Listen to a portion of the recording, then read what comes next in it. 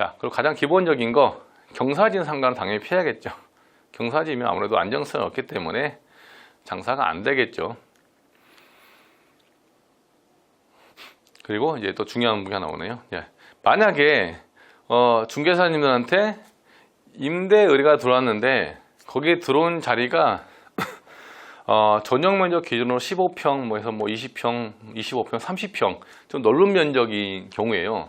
그러면 우리 중개사님들이 임대인한테 이 상가를 지금 계속 안 나갔다는 소리는 아마도 임차인이 이 가격 임대가가 무거워서 비싸서 아마 부담돼서 안 들어온 것 같은데 차라리 이걸 쪼개서 임대를 주면 어떨까요? 제안을 해서 하시는 게 좋습니다.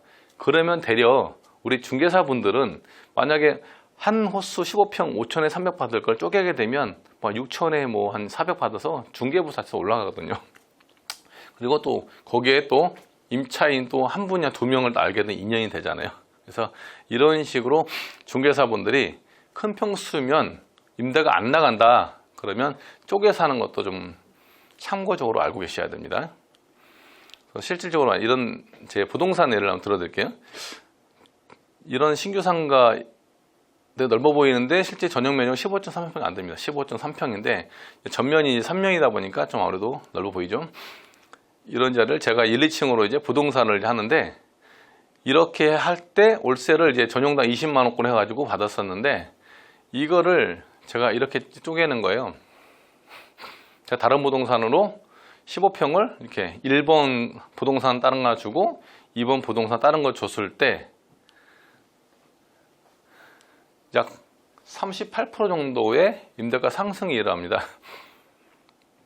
이런 식으로 활용을 하시는 게 우리 중요한 개념이고, 이런 식으로 공실 임대가 들어왔을 때 임대를 뺄 수 있겠구나. 이런 개념도 우리 중개사님들 아셔야 되는 개념이에요.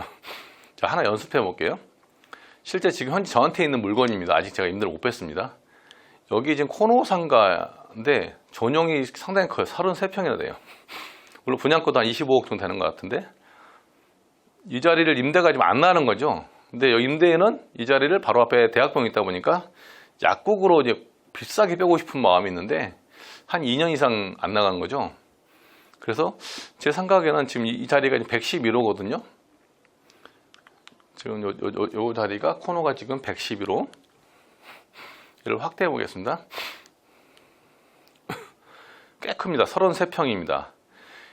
33평을 한 임차인이 들어오려 하다 보니까 이걸 감당할 수 있는 업종은 제가 볼 때 약국밖에 없어요. 근데 약국이 이미 주변에 많이 포진되어 있어 이미 있는 약국도 망하는 상황이다 보니까 약국은 제가 볼 때 답이 안 나와요. 그럼 이거 어떻게 할까 고민하다가 제가 최근에 이제 임대 중인 게 얘를 지금 1번과 2번으로 쪼개서 임대를 진행하는 경우겠죠. 자, 1번에 임차인 하나, 2번에 하나. 왜? 월세 부담이 크니까. 이렇게 쪼개게 되면 여기 복도니까 뒤로 화장실 갈 자리가 나오죠. 얘도 나오죠. 가장 이상적인 구조가 이 구조고 또 이렇게도 가능하겠더라고요. 이렇게. 근데 얘는 이제 1번 같은 경우는 이제 화장실 할 때 돌아가겠죠. 바깥에 이제 복도로. 이렇게도 안 나오길래 최근에 이제 최종적인 버전이 제가 이렇게 임차 중입니다. 1번과 2번과 3번을 쪼개는 거예요. 그럼 2번과 3번은 뒷문이 있어서 가능하고 그래서 2번 자리는 부동산으로 아마 적합할 것 같고 1번 자리는 핸드폰 매장 정도 들어올 수 있을 것 같고 3번 자리는 F&B 식당 개념으로 직사각형 구조이기 때문에 배달형 매장 정도는 뒷문이 있기 때문에 상당히 유리하거든요. 이런 식으로 지금 임대를 짜서 임차를 하려고 지금 계속 진행 중입니다. 근데 주변 상권이 워낙 죽어서 사실은 쉽지 않지만 어쨌든 상권이 죽었기 때문에 통으로 하는 거는 거의 가망이 없어요. 그래서 나름 저도 머리 쓰는 게 이렇게 3개로 쪼개 가지고 핸드폰 매장 정도, 여기는 부동산, 여기는 우리 배달형 매장 이렇게 컨셉에 광고 중인데 우리 중개사님도 마찬가지예요. 물건 들어갈 때 큰 평수는 이런 식으로 쪼개서 하는 것도 하나의 방법이다. 그리고 이거를 임대인께 브리핑을 하게 되면 이 임대인은 다른 데 안 갑니다. 그냥 이런 물건 바로 전속 갖고 뺄 수 있어요. 시간 지나면 지나서 만약에 하나가 들어오잖아요. 나머지는 따라 들어와요. 하나가 어렵지 하나 들으면 바로 따라 들어오거든요. 이런 개념처럼 활용을 하셔라. 이해되셨죠? 자, 그리고 또 얘도 중요한 부분인데 많은 중개사분들이 실수하는 부분입니다. 왜? 중개사분들이 매매 계약을 해본 적이 없으니까 모르는 거예요. 자, 1층에 101호가 있고 102호가 있을 때 101호와 102호의 소유주가 틀린 경우에요. 나한테 만약에 중개사님한테 101호 주인분이 연락이 왔어요. 임대 좀 빼달라고. 근데 그분이 임대 빼면 머리 아프니까 임대 맞추고 팔고 싶대요. 팔고 싶다고 했을 때 이런 경우에 다른 손님이 오던가 공동중개 요청해가지고 101호, 102호 터가지고 뭐 술집을 한다든가 뭐 갈비집을 한다든가 연락이 오는 거예요. 근데 약간 조건이 있었죠. 임대인이 물건 내놓을 때 이거 안 팔리니까 공시라도 면하고 팔자. 이런 단기 투자 개념인데 이럴 때 연접한 거를 뚫어버리게 되면 문제가 뭐가 되냐. 대출이 실행이 안 됩니다. 대출이 안 나오면 이 상가를 팔고 싶어도 팔 수가 없겠죠. 상가 사시는 분이 100% 현금주 삽니까? 최대한 레버리지로 대출 뭐 70, 80이든 다 끌어올려서 최소 자본으로 하려고 하잖아요. 그래서 거래가 안 돼요. 이런 경우는 살려 대출을 받으려고 하면 사시는 분이 101호, 102호 두 개를 다 떠가야 되는 개념인데 실제 실무에서는 가격이 올라가기 때문에 쉽지 않더라고요. 근데 사실 저희 직원 한 분이 이거를 모르고 진행했다가 전용 각 하나에 그나마 작았어요. 8.5평, 8.5평 두 칸이었는데 예전에 뚱보집이었나? 갈비집이었던 것 같아요.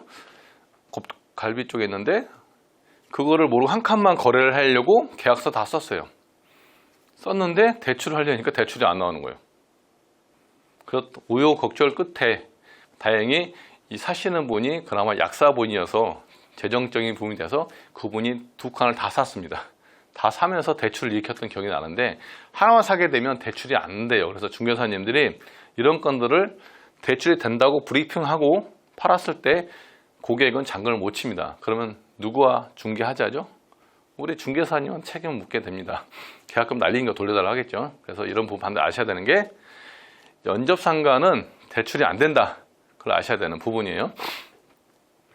그러면 연접상가 대출이 안 될 때 여기에 대한 우리 중개사님 대비책을 알고 계셔야 할 거 아니에요.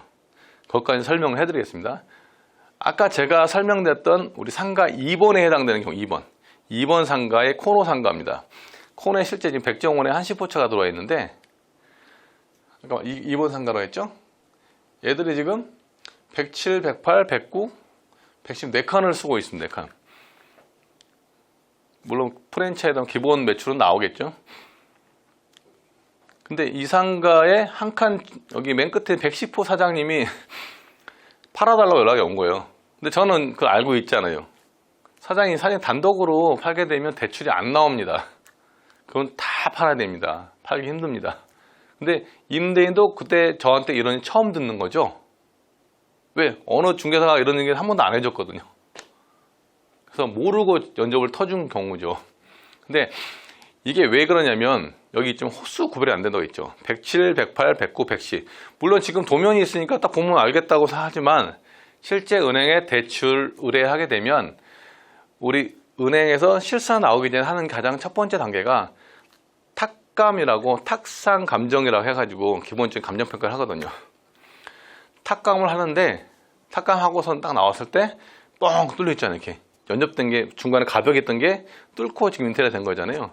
이럴 때는 아예 탁감 자체를 거부해 버립니다. 은행에서 대출 자체가 안 나는 거예요.